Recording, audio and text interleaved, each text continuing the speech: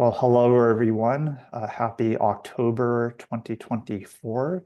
I'm glad you could be here for our College Autism Network Virtual Association of Scholars, or Canvas, presentation meeting. I am Brett Nackman with College Autism Network. Really happy to have you here. We know that there are a lot of returning folks and some new folks as well. This is our monthly space to learn from researchers and practitioners and folks in the field of autism and post-secondary education to share their insights and experiences. And I think we have a really unique presentation today. It's more methodological in nature, which we often don't do, but I think it's going to be very insightful as we learn from Dr. Ariel Cascio, an assistant professor at the Center for Bioethics and Social Justice at Michigan State University, on dealing with scams in remote interview research. We're going to learn from Dr. Cascio in a few minutes. But first, we are going to invite you to engage in our, typically we'll have an icebreaker, if you will. So I'm going to encourage folks in the chat or verbally, if you are so inclined. 'Tis the season to be scary or frightfully fun. It's Halloween for many of us, or maybe it's felt like Halloween since August when we start to see the decorations in the stores. But what are folks' Halloween plans or favorite costumes that you've dressed up as in the past? This is your chance to share some of the best costumes that you've had, or things that you're looking forward to as it pertains to Halloween. So let's see what folks have to share toward that end.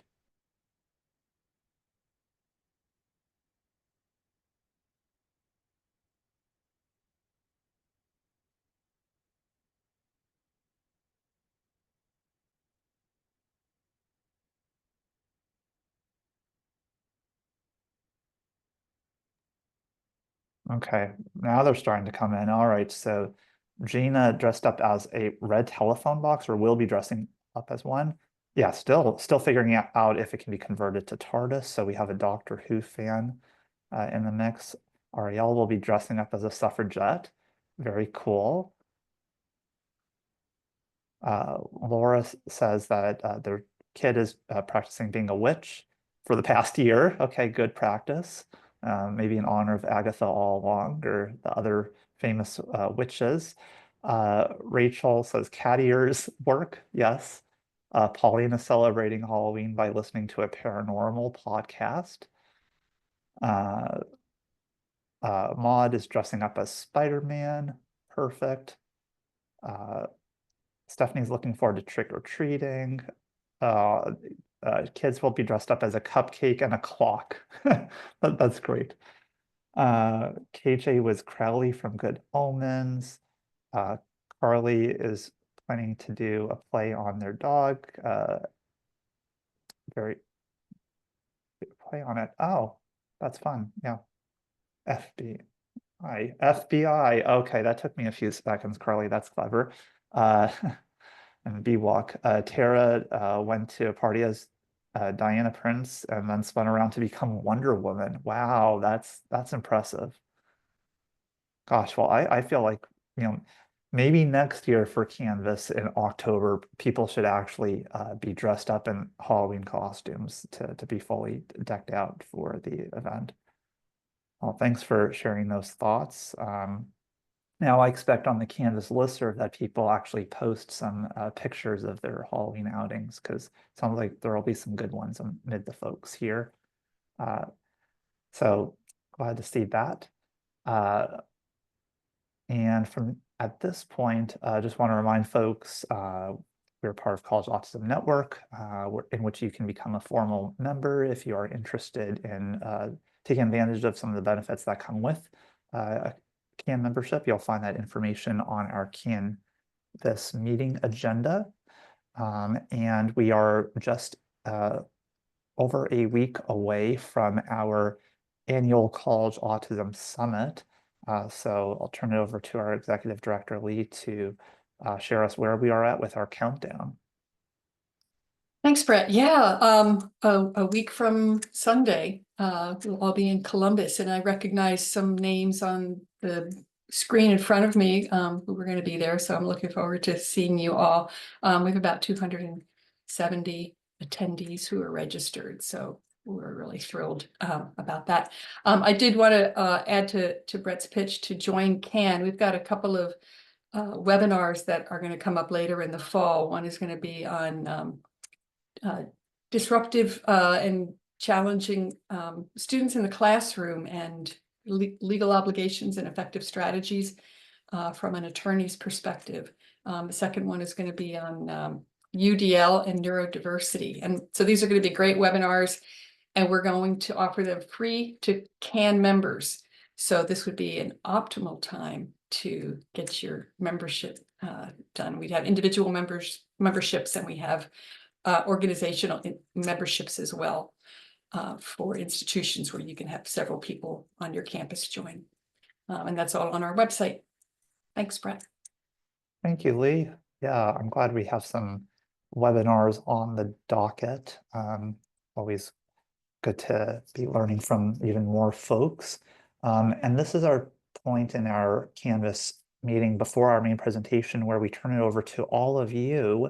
If you have any resources you'd like to share, if you've read an interesting news article or come across a new resource that you feel like others should be aware of, or if you have any celebrations or milestones to highlight, we welcome that too. So anything or everything is welcome. But what might you all have to share?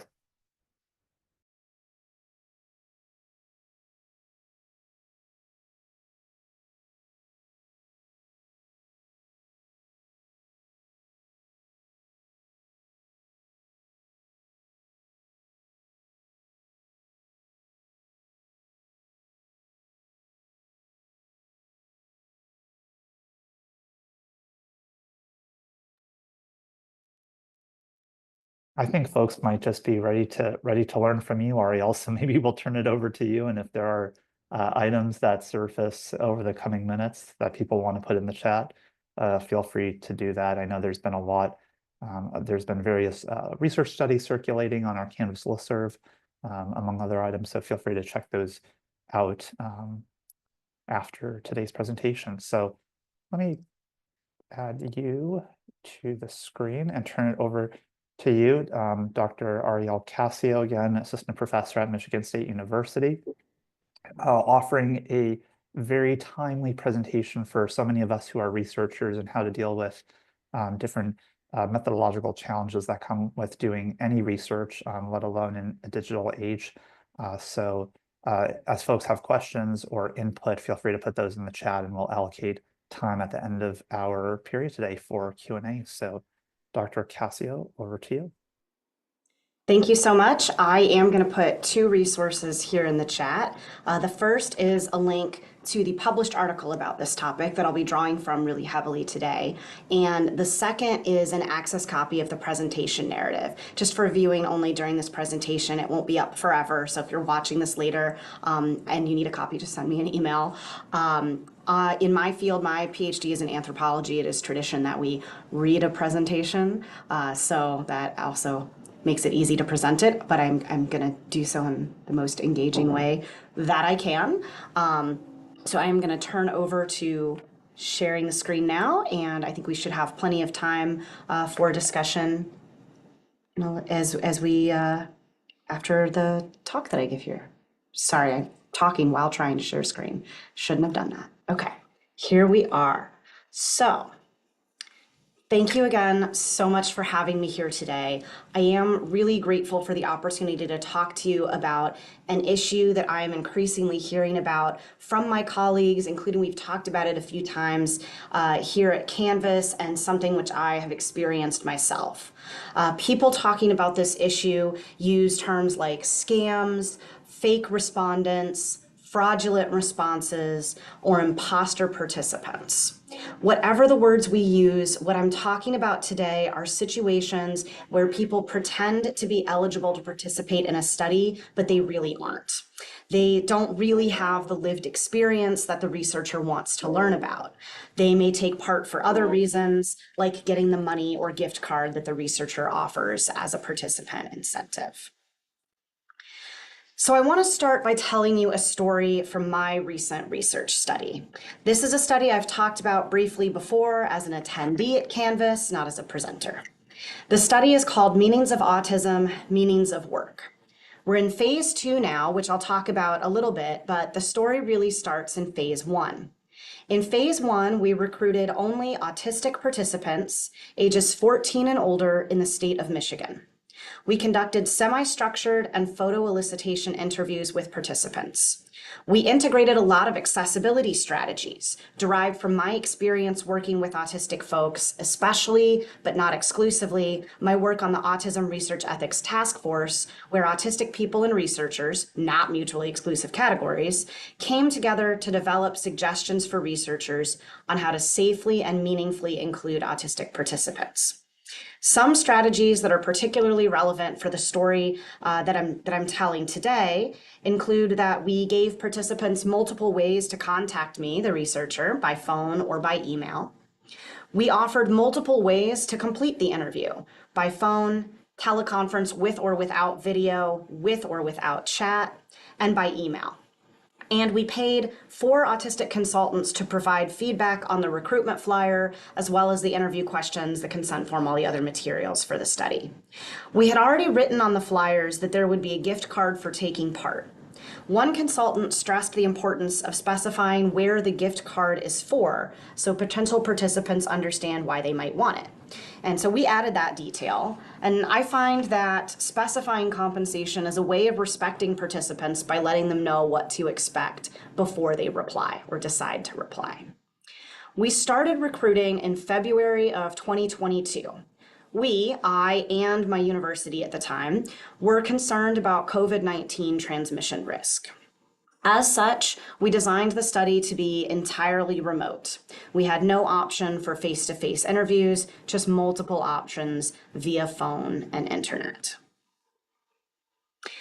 One day, I had an interview scheduled by teleconference with cameras off. It went well enough, although the flow was especially difficult for me.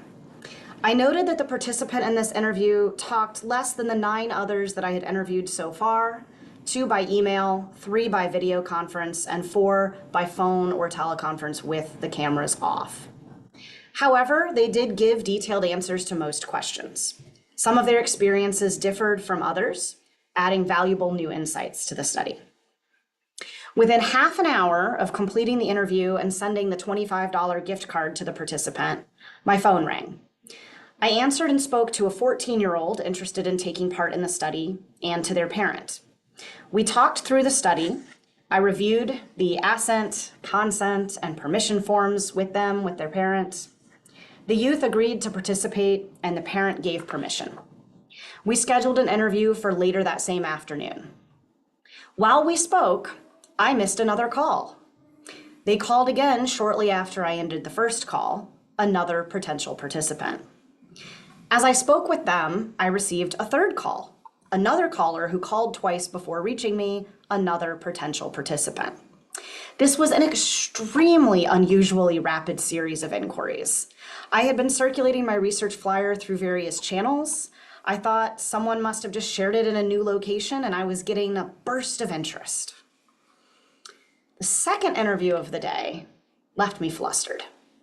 I did not even complete my usual post-interview reflection form, other than to note that I suspected the participant was lying about being eligible for the study.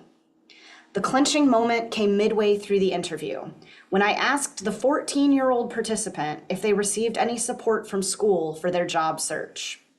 After asking me to repeat the question a few times, they said they did not. I pointed out that in Michigan, I think you can't have a job when you're 14 unless you have help from school. Specifically, schools issue the work permits that are required for minors to be employed in Michigan, or for minors of that age to be employed in Michigan. They reasserted getting no help from school despite reporting participating in a very formal job interview process with major businesses. They did not describe working under the table or any other strategies for avoiding school involvement. At that point, I suspected I may not be talking to a 14-year-old in Michigan. Uncertain, though, and unprepared for this kind of situation, I continued the interview anyway And yes, I paid that $25 gift card too. Several things about the interview and the pattern of calls that day worried me. This participant reported having a self-diagnosis of autism, but could not explain how they came to the conclusion that they are autistic. The story they told about their job interview process was very similar to that of the participant earlier in the day. The callers and participants that day all had many things in common that, at least independently, I refused to consider problems. They all shared a preference for this voice-only teleconference option and a desire to schedule an interview very soon. Both of these things were allowed and encouraged for accessibility purposes. They all shared a similar accent, which many people genuinely in Michigan also have. Some provided answers that sounded like dictionary definitions and engaged in very limited small talk, which could be in line with autistic communication styles. And the two that described the same job interview process described steps, such as group interviews, that I had not encountered in my previous interviews or experiences, but again, might not by themselves really mean anything, right? So while any of these things might be unusual, I really did not want to inadvertently exclude what Jones and colleagues call eligible but unusual responses. Rather, I intentionally sought participants with diverse experiences and wished to learn about the diversity of their perspectives. However, the sudden burst of participant inquiries, combined with the second interviewee's lack of engagement with the school system, made me suspect I was getting fake stories, perhaps from some sort of scamming group, since it all kind of come up at once, whether that's formal syndicate or an informal network. To prioritize accessibility, inclusion, and diversity, I certainly did not want to be too harsh in my recruitment selection. Yet now I worried, was I being harsh enough? I discussed the situation with a few colleagues.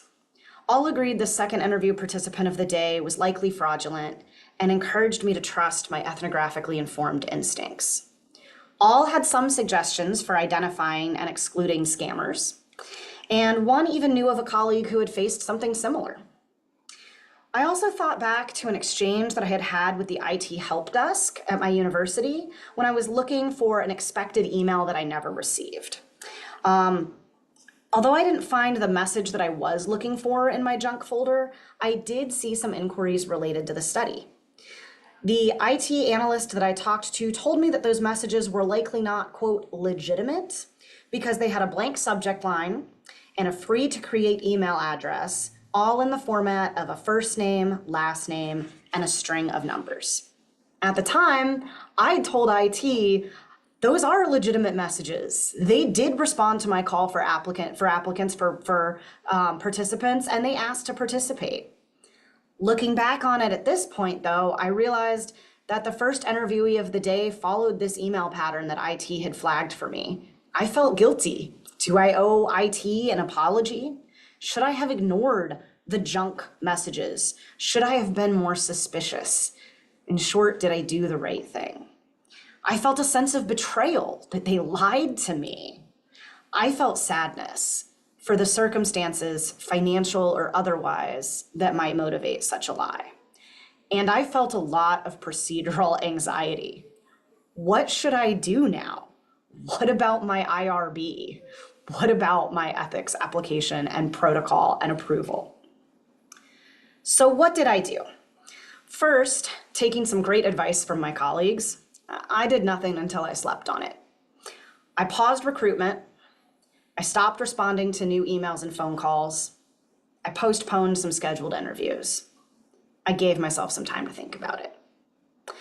Second, I did talk with my institution's IRB, the ethics committee. We had a great relationship. I let them know what was going on, and then I would be submitting an amendment and hoped they could review it quickly. So here is what I submitted.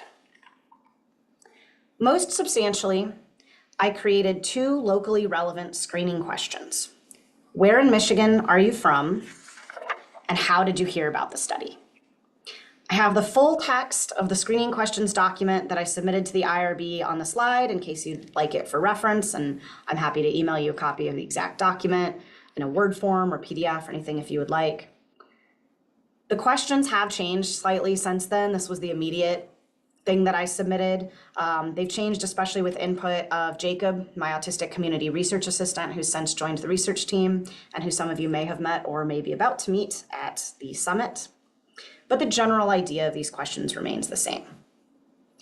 I came up with these questions through a combination of reading the literature and reviewing what these 9 previous participants had spontaneously volunteered when they reached out to express interest in the study and when they engaged in the interview. I noted that most of them had told me something about how they heard about the study. I had followed up on several emails where the potential participant did not provide that information and where it followed this IT identified pattern. In all of those, they had asked to do the study by email. I had emailed them the interview questions and got no response. I thought they had just changed their mind, but perhaps they were also imposters, so to speak. This idea of asking where people heard about the study also comes up in the literature. Kramer and colleagues tried it in their study of parents of people with autism. They wrote, quote, several potential participants reported that they learned about the study through the lab website, which they did not name and which appeared to be arguably a generic response. It was unlikely that parents heard about the study through this source, and the researchers did not grant access to individuals who reported this as their source of information. Also, in most of the interviews thus far, I did get a sense of where the participant lived. Participants often described a variety of places in detail. Therefore, I concluded that it would likely not be too burdensome for most participants for me to ask about where they lived or worked in Michigan. I also had to modify my IRB protocol. I did not have a mechanism for withdrawing suspected imposter participants. The IRB protocol did have a question: under what circumstances can participants be withdrawn by the investigator from the research without their consent? At the time, my response only addressed that we would consider withdrawing participants who seemed to be experiencing excessive distress while participating. We did not have any mechanism to withdraw someone who was the opposite of distressed, such as these participants who were in fact quite eager. At this point, I added the answer to this question in the protocol. The full text is on the screen and I will also read it now. So I wrote, moving forward, potential participants will be asked the attached screening questions in addition to confirming their fit with the eligibility criteria. Participants who do not provide satisfactory answers to the attached screening questions will be excluded before undergoing the full consent process. Additionally, participants will be withdrawn if the interviewer has reason to believe the participant has provided fraudulent answers. Examples would be participants who report self-diagnosing themselves as autistic but cannot explain how they came to the conclusion that they are autistic, which is a necessary condition for self-diagnosis. Participant and parent report participant is 14 but reports applying for jobs without support at school, which contradicts Michigan hiring practices and laws. If the participant is withdrawn by the researcher due to suspected fraudulent responses, the interview will be deleted and excluded from analysis. Participant information will be kept on the master list to identify potential duplicate inquiries from the same participant later in the study. If the interviewer discontinues the interview while it is underway, the participant will not be given the $25 gift card and will be considered ineligible. If the interviewer completes the interview, the participant will be given the $25 gift card. If the suspicion of fraud arises in interview 1, the participant will not be considered eligible for interview 2. So, my story now told, I want to get into some of the ethical and methodological theory that underpins my choices here. Why did I choose this particular solution? And what other solutions did I reject? The main theme here is, as I suggest in the title, I want to avoid adding barriers. Specifically, I wanted a way to find out who is really eligible without gatekeeping who is really autistic. This is why I rejected any suggestions that related to collecting medical documentation related to diagnosis, or any suggestion that relied on excluding people based on how they communicated, socially interacted, or completed the interview. I very much wanted to keep all the options for remote interviewing, and have done so even now that I also offer face-to-face interviews, because it can increase accessibility for autistic people. This commitment to not gatekeeping autism is both a matter of respect and of validity. In terms of respect, I recognize that many autistic people have heard accusations or implications that they are not really autistic. Things like, "You don't seem autistic to me." This relates to a phenomena known as, various phenomena.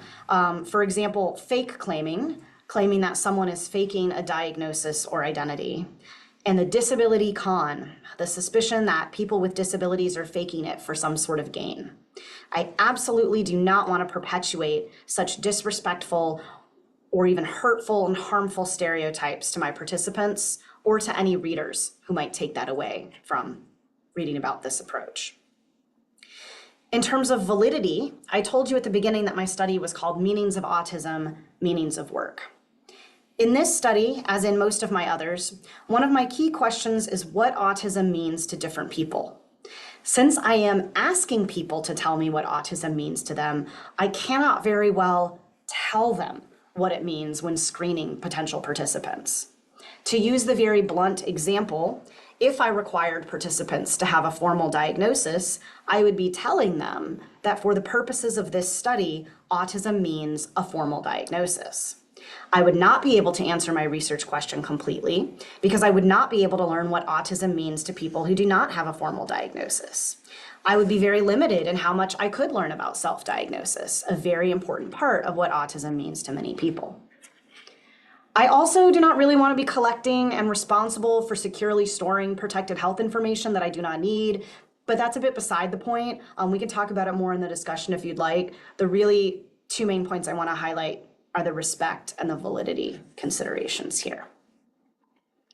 So with this guiding principle in mind, as well as general concerns for undue burden on participants, I rejected several other suggestions in the literature.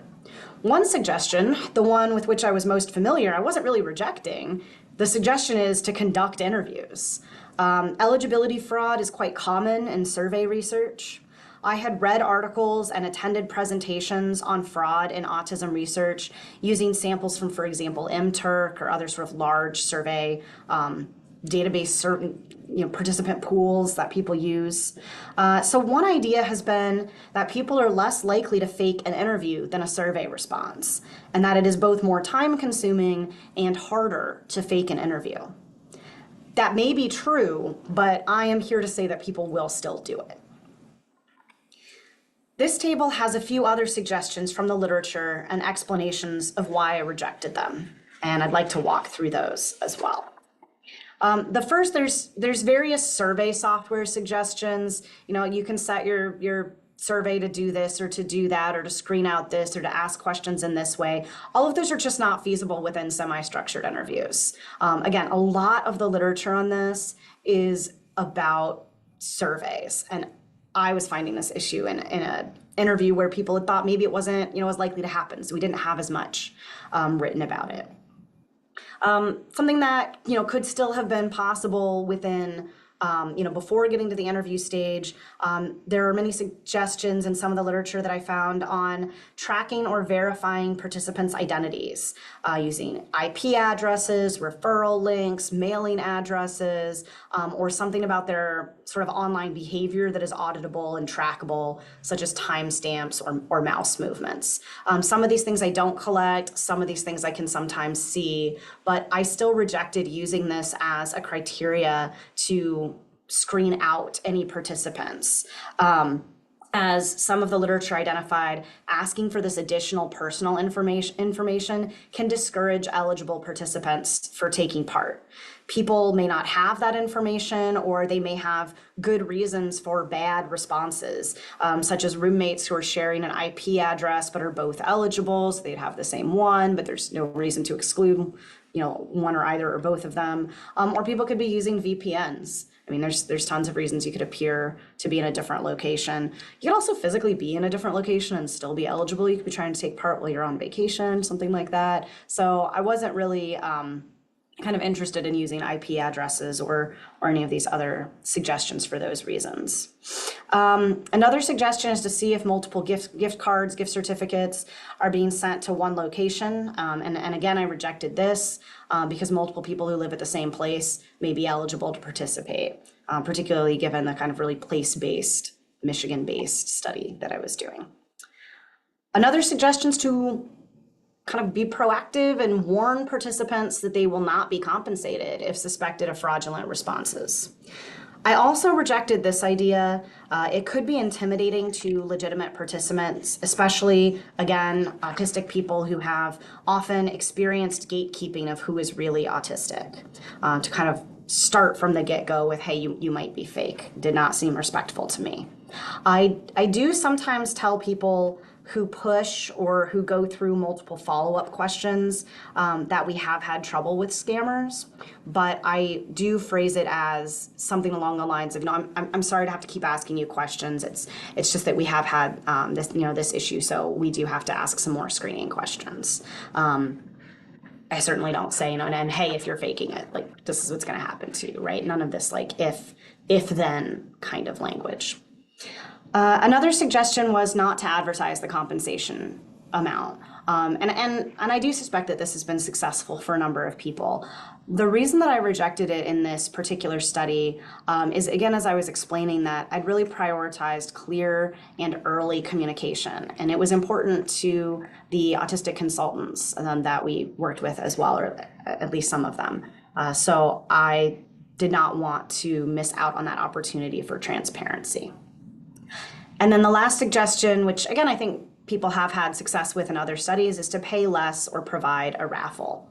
And I rejected this because I argue that offering compensation is recognizing participants' time and contributions in this study. So offering it and telling them about it were both really important to me and not something I was willing to compromise.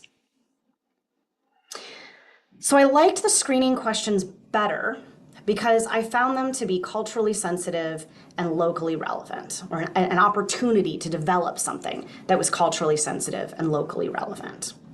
Specific screening questions will vary by study, but in general, I have 3 recommendations for how to come up with them. The first is to review the methodological literature on studies with similar participants for their successful screening questions. What have people done before? And I'm hoping I'm contributing some of that as well. The second is to review the responses of pilot studies or previous interviews with this group for comfortable and culturally relevant screening topics.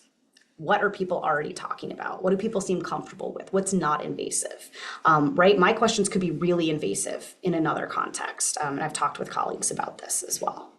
And then the third is to consult community members about what the screening questions will be for other people who ask about participating, but consult people you already know in the community. Right?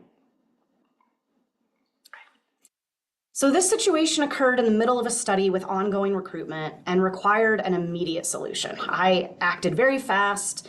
The IRB was very quick to approve the new protocol and screening questions, and I am grateful to them. When I moved into the next phase of the study, I took these lessons into the research design phase.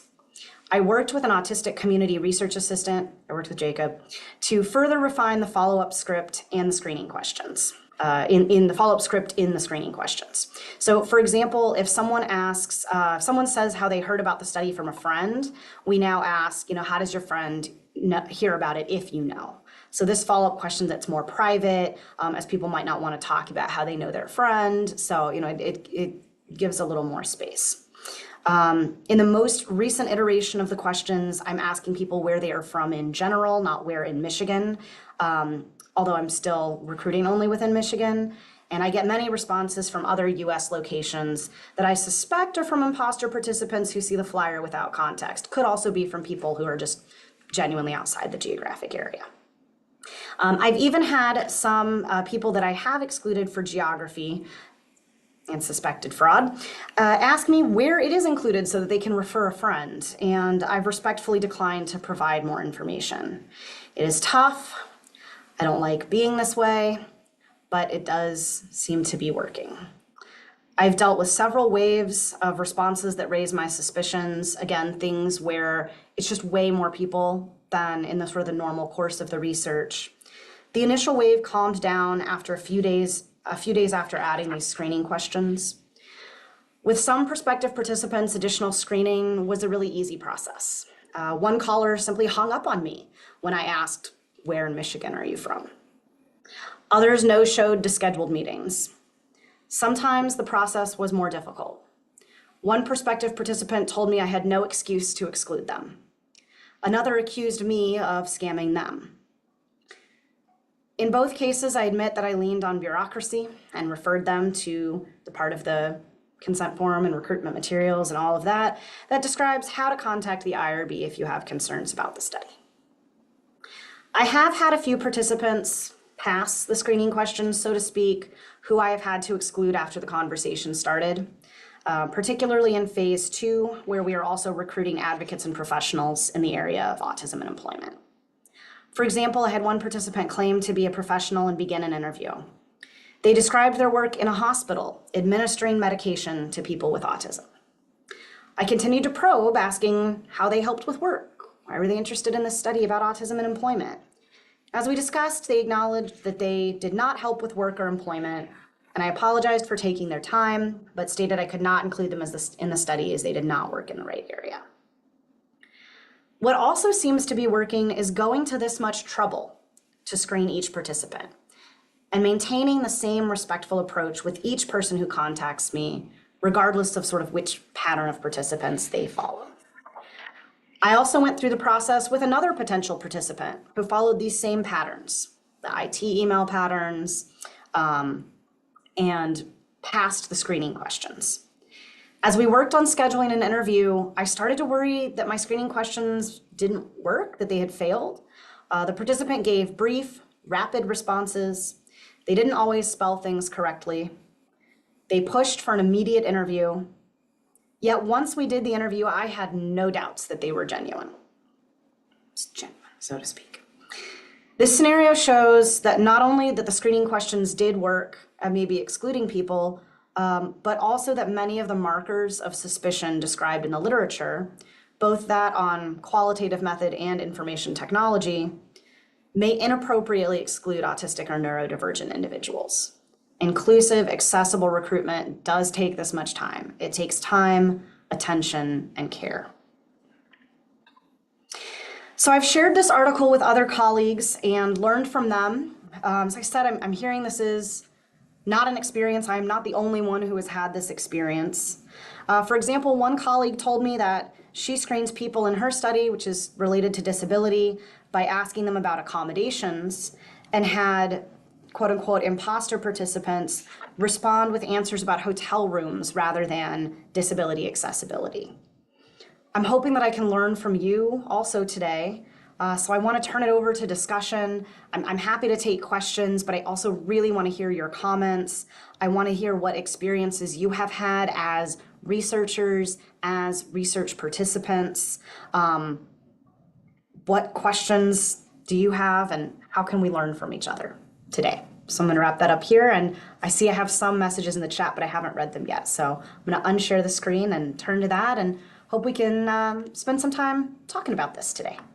Thank you. Wonderful. Thank you, Dr. Cascio. That was extremely enlightening, and appreciate the narrative approach. We definitely have some questions and thoughts already in the chat, and we'll encourage folks to chime in with others. Let's start off with Kirsten's comment and question, which says, part of what I do is to help students anticipate the amount of time it will take to complete a research project. If someone were to read your article before doing a study, how many hours would you suggest they budget to address screening and this process? That is a good question. I will admit that I am not the best at tracking how much time I spend doing things. And I would like to get better at tracking that. So in terms of the process, reading this and preparing, I think that I'm hoping that this points to a pretty good direction in the literature, particularly for this group of researchers here. So yeah, 2 hours or so reviewing the literature to find that inspiration. I spend a bit more time in the sort of reviewing responses of pilot studies or previous interviews with this group, if you have them, to come up with those screening questions. But it depends on how much you have. I mean, you may only have enough that it's going to take an hour, but maybe 3 hours going through that. And then in terms of consulting community members, So again, it sort of depends on what resources that you do have. But I prepare sort of a packet of information, including specific questions, a combination of closed-ended and open-ended ways to respond. And I anticipate that for like a whole study's worth of material, it would probably take someone about 4 hours to review them. That's not necessarily your research student's time, but the community consultant's time. But I think it's also kind of a fair way to estimate how long it's going to take to go through.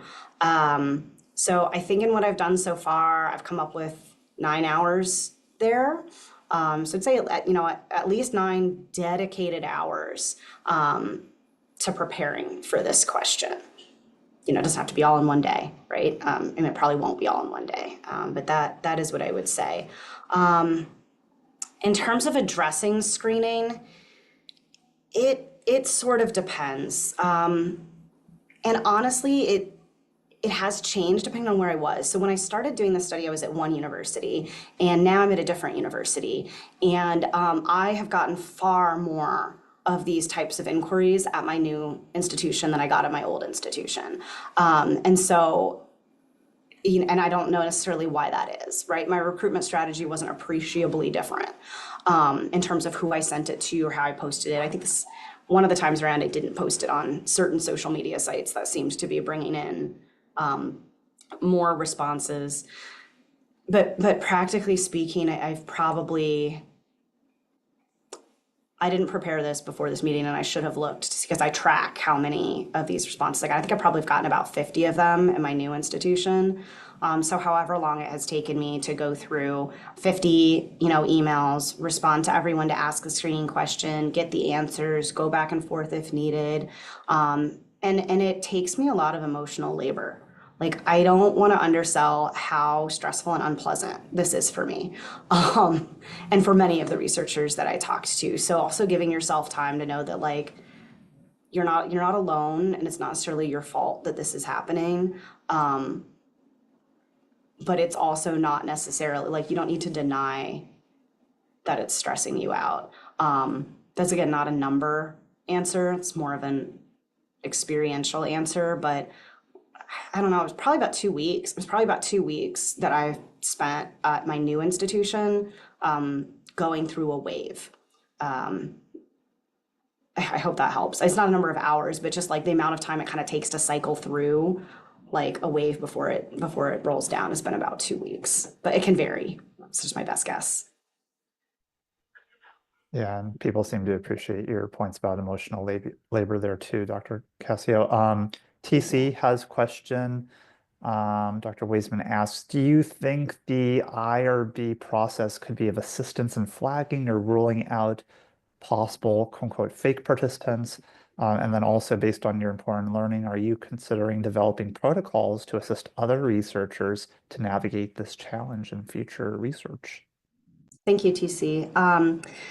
So I do think that that the IRB could be helpful, right?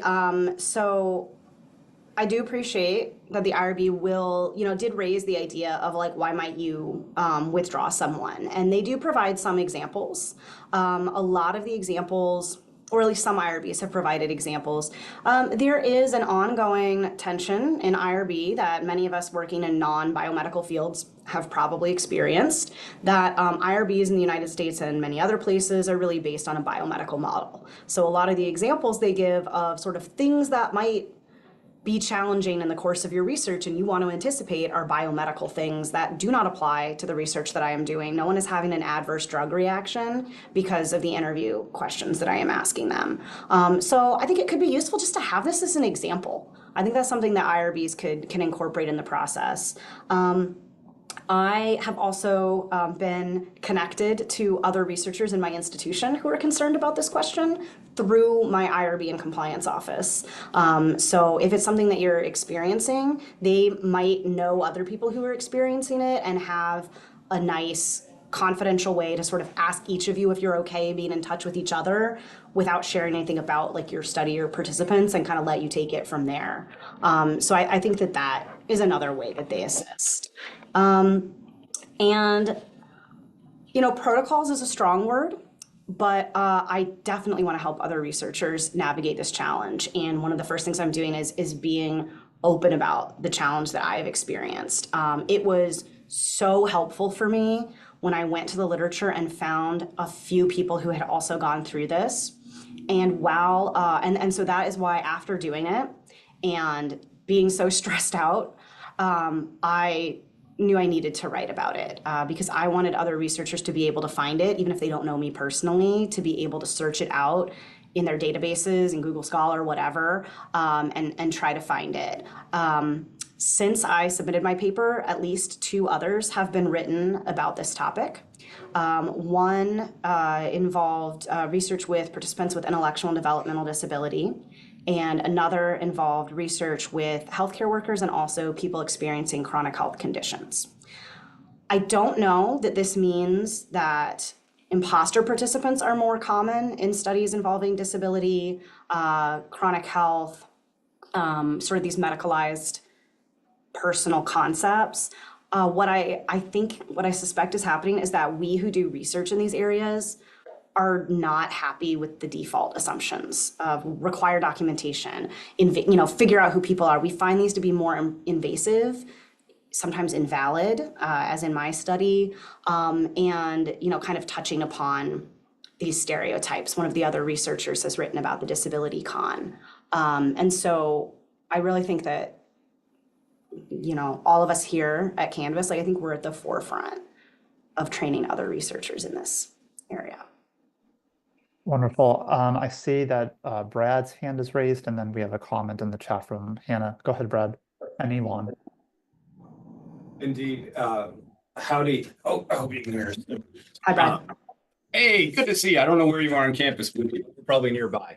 Elon is here, who is the grad student who's been working on the Pieces project and a lot of the work here. And we quite literally have our spreadsheet of our fraud detection process up right now. And we've spent about 2 hours today alone trying to work through that.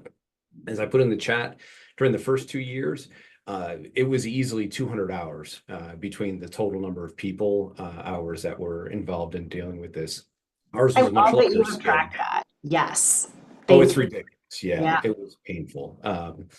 But the 2 things that I wanted to make note of in specific response to your questions, IRB, this is a little bit odd for IRB. We're obviously working through the same IRB office. The thing that it was actually really helpful to us with the IRB was to be as generic as possible when describing our protocol for detecting fraud. Mm-hmm. We said, we're going to make sure that these people pass through the screening process that we'll look at, for example, these 3 or 4 things. Mm-hmm. But we wrote it up both in the informed consent and in the general protocol that we're going to have to evolve as we go through. That has saved us multiple times when we've had to change in the middle of the data collection and say, ooh, we need to find a new way there. Yes, you've seen on my screening question slide, the first thing I tell them is this is conversational. The exact wording and order may vary. I have a different type of study than you do, but I agree, trying to keep it as general as you can, not wedding yourself to a specific script. Or then if you want to change that script, you got to change that script. And the last thing related to time that I would suggest that we have had to do increasingly is to delay the compensation and explicit and upfront about that. Because I read in the paper, I actually read the paper, and I don't remember if you mentioned this during the conversation, but that for one of those participants, you had sent the gift card that day or the next day. One of the things we did was say that it's going to take us months, and at MSU, it takes a month to do the actual processing anyway, but that bought us time so that if afterwards we found fraud, we found a new pattern, we didn't end up rewarding that bad behavior and we didn't cost our budget a ton. So I would encourage that for others as well. Thank you. Great, thank you both. All right, just want to point out in the chat that Tara left a comment about their experiences for folks to process in terms of recruiting autistic folks from the community to participate. They were overwhelmed with bots, that it was a very overwhelming process. Really appreciates the notion of reducing barriers in your research there, Ariel. Hannah has a question. I am currently finishing up a manuscript with some different colleagues at different institutions describing our similar experiences across a wide range of studies. We asked an established researcher in the field for input, and she suggested being very vague and maybe not even publishing it at all because we don't want the imposter participants to learn how we're screening them out and adapting accordingly. Potential tension there. Is there anything you've heard from others or considered? Yeah, it is something that I consider. I concluded that it's worth the risk because a lot of what I have observed in the patterns that raise suspicion for me in some of the other published studies for IT is that if someone is trying to get in, for whatever reason, but I'm really going to presume for the compensation, they're looking for the path of least resistance. And this is why it is rarer in interview studies than survey studies. As far as we know, it might not be rarer anymore. I mean, I don't know how one would measure that, but I would love if someone, could kind of do some of that. But because I really did have a lot of these inquiries that went nowhere. I'd had these inquiries be going nowhere for a while. It was only really in retrospect that I realized that, people that I thought just, kind of saw the study and thought like, that's more, effort that I really want to go to, or that's more personal and I want to talk about it, or whatever, whatever, for the many different reasons that not everyone says yes to every study all the time. Some of those maybe fit this pattern as well. So for that reason, I'm simply doubtful that people are spending that much time reviewing the peer-reviewed literature to systematically find ways to get around it. Where I am concerned is more if it is really easy to link to my specific study. And so this is why, while I normally I do value transparency, and I want to be honest with my research participants, and we will talk about things that I am not talking about here on this recording, right? Like I will share more about my personal life and all of these things with potential participants that I have screened out. I am respectful of them. I make sure that they know, if they're pushing back, I make sure that they know that, it's not just me that they have to talk to. There's other people at the IRB that they can talk to if they have concerns about the study. But I do not provide the specific information of like, what answers are you looking for? And I've had people just ask pretty blatantly, like, what answers are you looking for? Why are you excluding me? And I will phrase, why are you excluding me? My first exclusion script is this generic one. It just doesn't sound like you're eligible. If they push, I will say it's outside of our geographic area. I won't say, well, we're only recruiting people in such and such location for that reason. Good points there. We probably have time for one more, and Kirsten has a follow-up. You mentioned one social media site. We have noticed that Twitter/X is problematic. Are others having that experience? I know on the pieces front and other big studies, yes, we're having that issue. When you spread a link to the masses, it indeed goes to the masses. But Ariel, thoughts on that? Yeah, so as far as first, when I ask people where they've heard about the study, they will often say, I haven't gotten the lab website exactly, although I've gotten MSU's website, but I've had people say social media, X, Twitter, Facebook, Reddit. Some of those I've posted on, some of those I haven't, so that can be an easy way to get around it. The last burst of recruitment I did not post it to X / Twitter because I suspected that that's where we've been getting a lot of it. I do ask people, to link where you've seen the flyer, and often they won't, and they'll just not answer again at that point, but sometimes they will, and that's where it's been. But the last round, I still did get some, not as many, but some. I had still posted it on Facebook, and I am not very good at using Facebook. I got it actually for this study for the most part because a lot of genuine community organizations do want to, use it that way, and it's easier for them to retweet. It seems like I'm not getting them.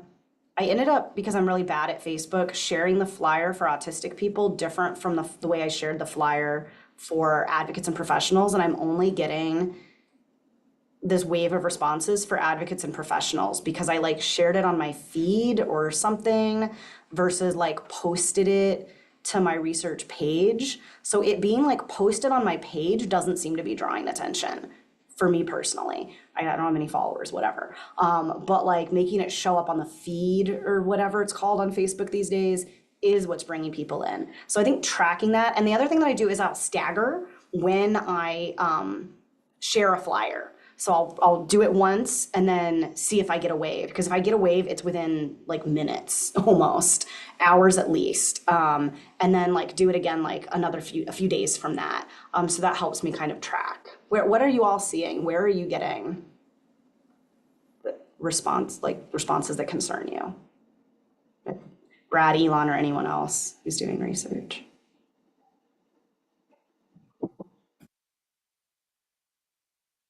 Anyone else having any other like tips or tricks or things that didn't work? No, I totally agree with you with regard to the tracking, like, and staggering when you send them out. We've been doing that for a long time. And part of what we have found is that we know certain groups are going to be the most likely to be legit, and other groups are more likely to have fraud.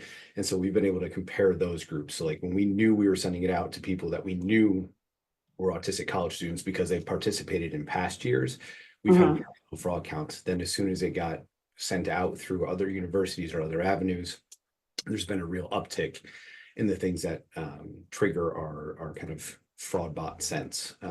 So I love the staggered approach. It helps you catch things before it goes out to everybody. And I will say, to the best of my observation of that staggered approach so far, I have not had any issues with like listservs or email-based situations. It's only been the very open public social media. So just because something is relatively open or outside of your circle, which is of course an important place for us to recruit in order to get diverse participants, that hasn't been a problem. Anything, even if they're like very open listservs, it's really been the social media so far. Well, folks, we are at the hour mark, but this has been extremely enlightening and reflective. And for some of us who have encountered similar issues, a bit painful, but also validating that we're all in this together. We want to produce good research. We want to make sure that our participants are eligible and that we, honor the lived experiences of autistic folks. And so I appreciate your points about making sure that there's still a spirit of respect and validity. So Dr. Cascio, thank you so much. Great to have you here. And we're glad to have all of you here. And we invite you to come back in 4 weeks, if I can do math. 5 weeks. Friday, November 8th, 5 weeks from now. Friday, November 8th at 12 p.m. Eastern Standard Time. We have a team from Canada and also the UK talking about autism in higher education, Canadian findings and key themes. So looking at it from a specific geographic perspective in terms of support needs, accessibility, and experiences. We invite you to join us then. You can check out a recording from today as well as the meeting notes in probably the next week. We'll share that out via the Canvas listserv. Subscribe to us on YouTube, College Autism Network, and we look forward to seeing many of you in Columbus in just over a week at the College Autism Summit. Have a good weekend, everybody. Take care. Thank you so much.